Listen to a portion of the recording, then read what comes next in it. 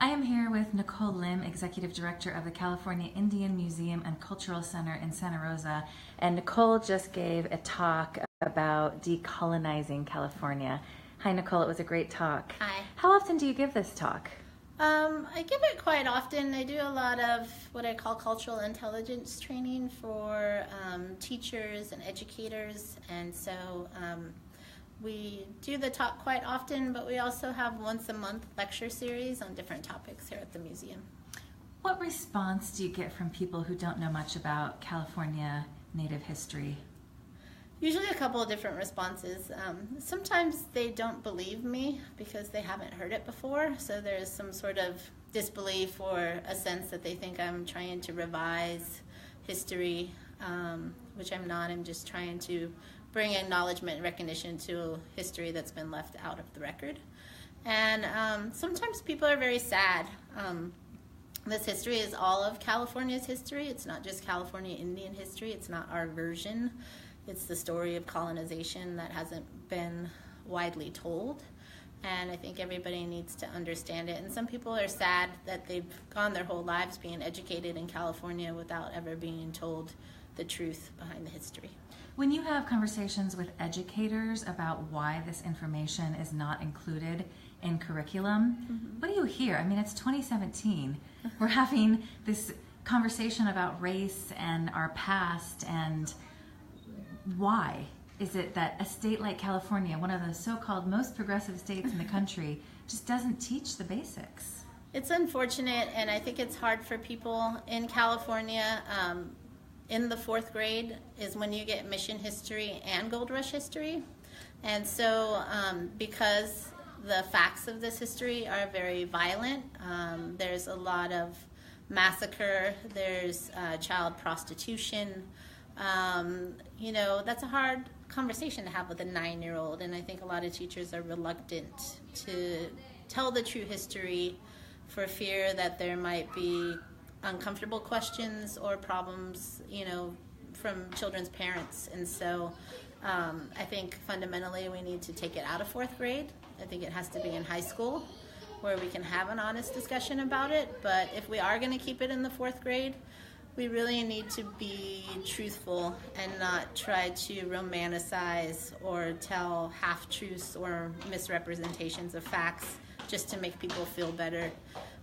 It's damaging and hurtful to Native children who know otherwise. A number of historians who study what we learn in school say that if California were to change the curriculum and change the textbooks, it would really take off across the country because so many states look to California for curriculum. What will it take to pressure educators and state officials who make these decisions to actually include this information and really be honest about colonization? I think we don't want to talk about genocide, and I know that there have been efforts to talk about Armenian genocide, but there has been no recognition of genocide in California that happened here. It's easier to talk about genocide when it happened somewhere else and someone else did it. Like the Holocaust. Yes, everybody's educated about the Holocaust, and we can demonize Hitler, but when it happened to us, and we have people here who are still benefiting from that and bear the responsibility, people don't want to talk about it. So I think that that's unfortunate.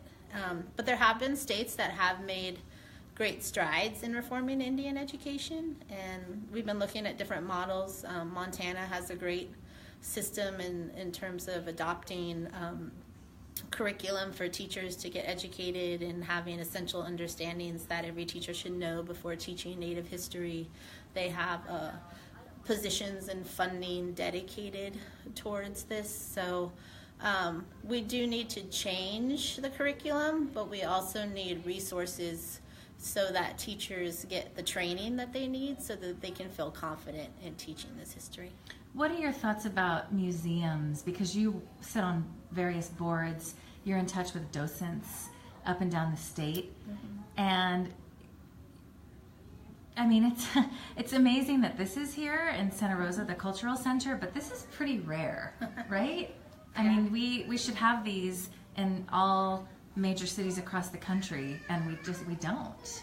And then when you do have this sort of the Indian section of the museum, in many places it's just beads and dresses and baskets with not much historical context. Right. No, I think people are more comfortable celebrating our culture, and I think that's good, but we still have to have the difficult conversations that go with it. You know, it's amazing that we still get to celebrate the culture, that it's still here.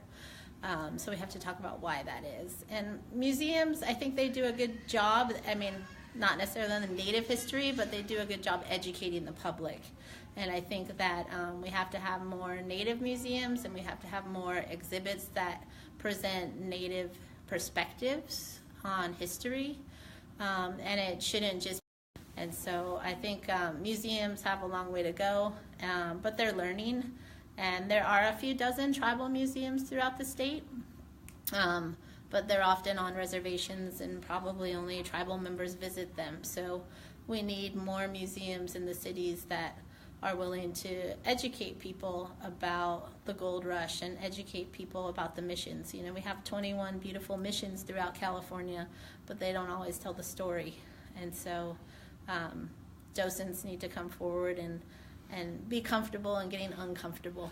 You had some stories about how educators or docents respond to you after you give this presentation. Mm-hmm. Which one really stands out for you? Well, I remember one was, one individual told me, hey, you know, I always tell the students that come to the mission that the Spanish did the Indians a favor because it was way worse during the gold rush. And, you know, we suffered both those waves of genocide. One was not better than the other. They both harmed our people, and we suffered great losses. And so, you know, I wonder why people want to compare and contrast and make something like a wrapping with a nice paper and a pretty bow. You know, that's not the facts of the history, and we have to be truthful. And even if people are going to leave being depressed, at least they'll leave with honesty. Mm-hmm. I know you did this while you had a cold. Excuse me. Do you feel like, I mean, we're having a conversation. Do you need to get a drink of water? Just grab a coffee. Yeah, no, please do. I'm here at the California Indian Museum and Cultural Center in Santa Rosa, and Nicole Lim is the executive director, and she just gave a talk about decolonizing California, and this is my grandmother, Elsie Allen. Big apple. we actually, Nicole and I just found out we might be related. Yep. Yeah. This is my great-grandmother, Elsie Allen, who is a well-known basket maker in Ukiah. That's a great picture of her. That's a really good picture. Wow. It's amazing. I mean, you know, just the story. California has such a brutal history. Yes. And as you said, the genocide didn't work. I mean, it almost did, because you're still here, I'm still here. Right. We're still here, and I think that story of resiliency and the story of how our ancestors adapted to make sure that our culture and our languages survived and our people survived is really a critical story, because our youth need to learn that. They need to know that they come from very strong, resilient people and draw strength from that and be able to represent themselves in a way that honors their past. Do you feel like Native Americans are included in this conversation that we're having right now about race? No. I feel like we're absent from the conversation. And there could be a lot of different reasons. You know, one being 1% of the population, people don't always care much about the issues that we face. A lot of times when you go out and meet people, they say, well, I'm part Indian, but they don't have much of a community connection or cultural connection. And so I think because a lot of people claim Indian ancestry, they think somehow we're represented through the people who claim that. And it really doesn't do justice to our communities. And I think that, you know, some of our issues are overshadowed by issues of other ethnic minority groups. And, you know, per capita, we face high rates of violence. We face high rates of suicide, sex trafficking. You know, hey, it's Veterans Day. We're the highest rate per capita of veterans. Mm-hmm. You know, so all of these things is not very well known outside of our communities, and people need to understand and invite us to a seat at the table. And I'll let you go in a minute because you know you want to go home and get better. Can you tell us a little bit about the Cultural Center? Sure. We were established in the Presidio in San Francisco, actually, in 1996, and we moved here to Santa Rosa in 2001. Our focus is on creating exhibits that focus on the collective histories of California Indian tribes. So we look at missionization, gold rush, contemporary issues. We focus quite a bit on cultural revitalization. We work a lot with language advocacy and education, and we look at exhibits as digital storytelling and media. We think artifacts in glass cases, as you see, are beautiful, but it's the people that bring them to life. And so we want to be sure that those stories are told. The crown jewel of our museum is our Tribal Youth Ambassadors program. They've been working together since 2010. And there's several Pomo, Miwok, and other Native youth. And they work on different projects. They work on food sovereignty. They work on creating exhibits. They work on creating educational tools for teachers. So they even did a performance at the Wells Fargo Theater. They go out and do good work. And I think that it's important to empower youth to stand up to erasure or stereotypes, because it's an issue that they'll deal with throughout their lifetime. So we want to give them all the tools they can to feel good about having those conversations. When will you be giving the next Decolonize California talk? We are doing another talk on December 16th, and it will be about racism and stereotypes. And that'll be here at the museum. And are there any new books or anything you're excited about right now? What's really striking to me is that there's so much new research coming out, both from Native and non-Native writers, but 2 books specifically about California genocide, the one you mentioned by Benjamin Madley, and there's another one called Murder State, and the author's name escapes me. But what are your thoughts about all this new information that's coming out right now? Is it hopeful for you? It is. They're still not Native authors. Right. I mean, I'm glad that they're thoroughly researched. Few of them are, but most aren't. Yeah. Yeah. And we need more Native authors. Yeah. Out there. But I hate to toot my own horn, but we actually just had a book come out a couple weeks ago. It's called On Indian Ground, and it's about education in California, and it's a collection of essays by many Native educators throughout the state.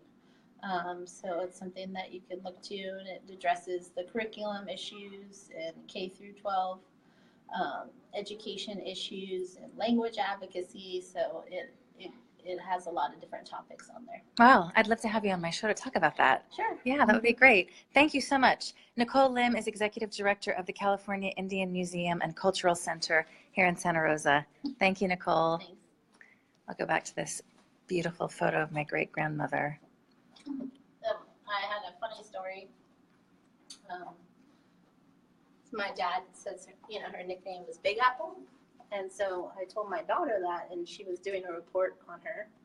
And later, when I had read the report after she turned it in, she wrote, Elsie's nickname was Big Apple because she was big and round like an apple. I had to explain to her, it's because she went to the Big Apple, because she traveled all over, Yes. She would drive around by herself around the country to teach basket making. That's funny that you say that, because my grandmother, Jen, used to say, when we'd say, how are you, Grandma? She'd say, fat and sassy. That was her favorite. That's great. Thank you so much. That's a great story. I'll have to tell my